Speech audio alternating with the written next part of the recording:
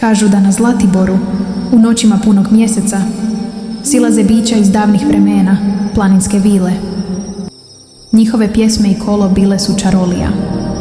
Ko bi ih čuo i vidio, mogao je ili da poludi od ljepote, ili da dobije dar za cijeli život. Vile su znale nagraditi one koji su poštovali prirodu, ali su se znale i osvetiti onima koji bi oskvrnuli izvore ili prekinuli njihovo kolo.